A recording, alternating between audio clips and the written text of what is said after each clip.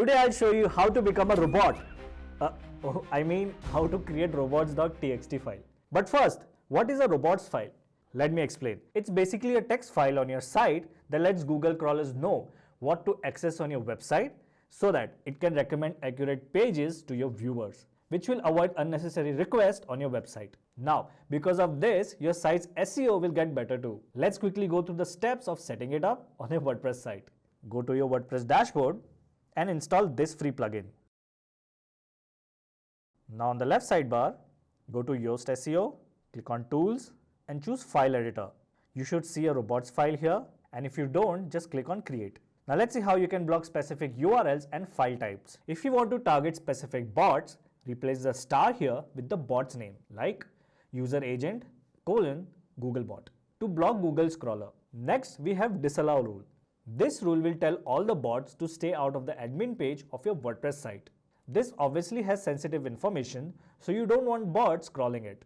If you have other folders or pages you wish to block, just add more disallow lines in the same format. Just be careful while entering these rules and make sure you are putting the right URLs. Then we have this PHP code, which lets the bot access this PHP file within the admin page.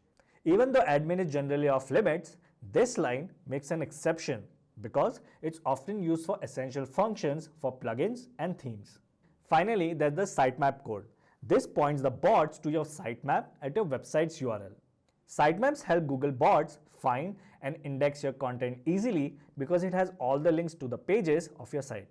Let's say you want to block Bing bot, and for that you need to write this code and then disallow /.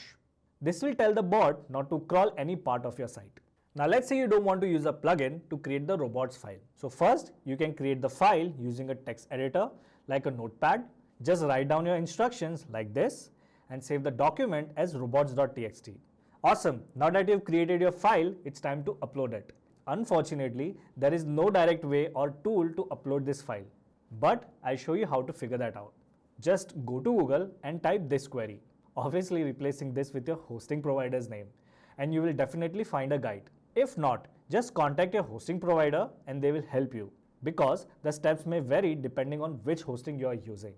After you've added the robots file to your server, and to see if it's working properly, you can visit this website and upload your file to it, and it will point out if there's any error. There you have it, your robots.txt file is now active on your website. One last thing, it's important to check and update your robots file as your website changes.